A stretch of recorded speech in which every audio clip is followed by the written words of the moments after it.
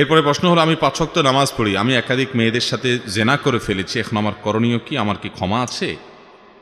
ভাইরা আমার, জেনার অপরাধ সম্পর্কে আল্লাহ রাব্বুল আলামিন কোরআনে কারিমে বলেছেন, যারা শিরক, জেনা এবং মানুষ হত্যার অপরাধগুলো করে ফেলে, বিশেষ করে জেনার কথা, এরপরে যদি সে তওবা করে, তওবা মানে কি? সে অন্যায় থেকে ফিরে আসছে, আর কোনোদিন ওইটার ধারে কাছে যায় নাই, সংকল্প করছে আর কোনোদিন করবে না, পাক্কা প্রতিজ্ঞা করে যদি সে ফিরে আসে, আল্লাহ রাব্বুল আলামিন তাকে ক্ষমা করেন। শুধু ক্ষমা নয়, কোনো কোনো ক্ষেত্রে শর্ত সাপেক্ষে ওই ব্যক্তির অপরাধকে মাফ তো করেনি, ওই জায়গায় সওয়াব দিয়ে আল্লাহ তাআলা পরিপূর্ণ করে দেন।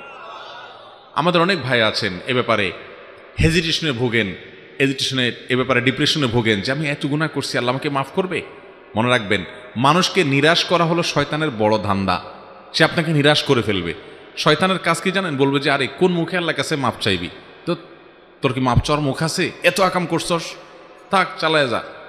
এই জন্য আল্লাহ তাআলার কাছে ক্ষমা নাই এমন কোনো অপরাধ। আরে ভাই, শিরক করার পরও যদি কেউ তওবা করে, মাফ হবে কি হবে না? হবে।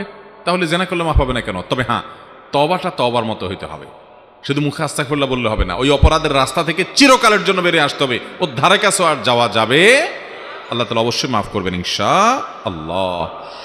যাকাতের নিসাবের স্বর্ণ রূপার ভিন্ন মূল্য হওয়াতে আমরা কোনটিকে নিসাব হিসেবে ধরে নিব? যাকাত স্বর্ণ এবং রূপা দুইটার ভিন্ন ভিন্ন পরিমাণ আছে। রূপা হলে 85 গ্রাম অথবা 7.5 ভরি, স্বর্ণ হলে 85 গ্রাম অথবা 7.5 ভরি, আর রূপা হলে 52.5 তোলা কিংবা 595 গ্রাম, একই কথা। তো রূপা হলে 595 গ্রাম, স্বর্ণ হলে 85 গ্রাম। আর তোলার হিসাব করলে রূপা হলে 52.5 তোলা আর স্বর্ণ হলে 7.5 তোলা। এর সমপরিমাণ সম্পদের মালিক হলে তার উপরে যাকাত ফরজ। এখন কথা হলো, রূপা আর স্বর্ণের সাথে তো মিল নেই, টাকার বেশ কম অনেক বেশি, মূল্যের বেশ কম অনেক বেশি।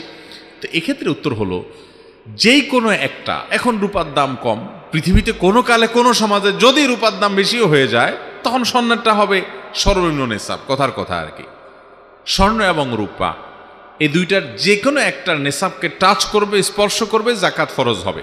এখন ধরেন আপনার কাছে ক্যাশ টাকা আছে, তাহলে এই ক্যাশ টাকাটা স্বর্ণ বা রূপা যে কোনোটার সাথেই এটা কনভার্ট হতে পারে। অতএব আপনি যখন এটাকে রূপাতে কনভার্ট করবেন, তাতে 595 গ্রাম রূপা কিনতে 40-50 হাজার টাকা বা তার চেয়ে প্লাস মাইনাস টাকা হইলেই হয়ে যাবে। মানে এই টাকার মালিক হয়ে গেলে 1 বছর থাকলে যাকাত ফরজ হয়ে যাবে। কিন্তু স্বর্ণ যদি হিসাব করেন, তাহলে 7.5 ভরি স্বর্ণ এটা কিনতে তো অনেক কয়েক লাখ টাকা লাগবে।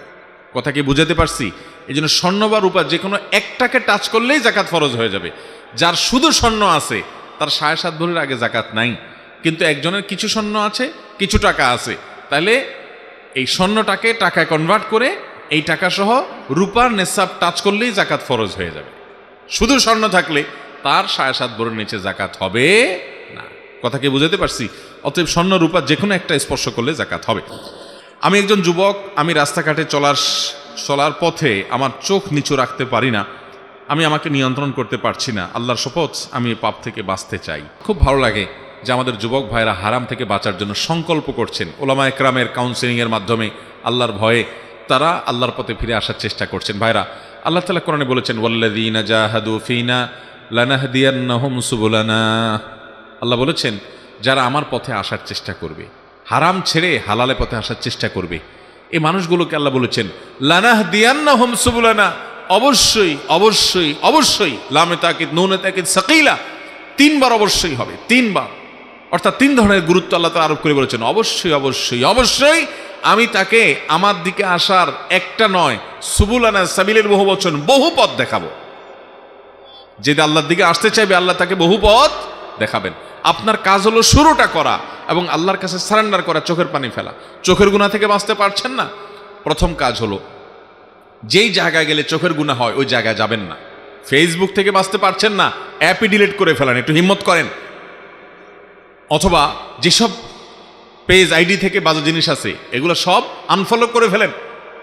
সেই সাথে যেই জায়গা গেলে, আপনি স্কুলে গেলে চোখের জেনা হয় আপনি জানেন, আপনার কলেজে গেলে আপনি জানেন, তাহলে বের হওয়ার আগে নিজেকে চ্যালেঞ্জ দেন যে আজকে যাতে কোনো চোখের গুনাহ না হয়, আমি চেষ্টা করব। বের হওয়ার আগে প্ল্যান করে বের হন, দেখবেন অনেকখানি বাঁচা সহজ হবে ইনশাআল্লাহ।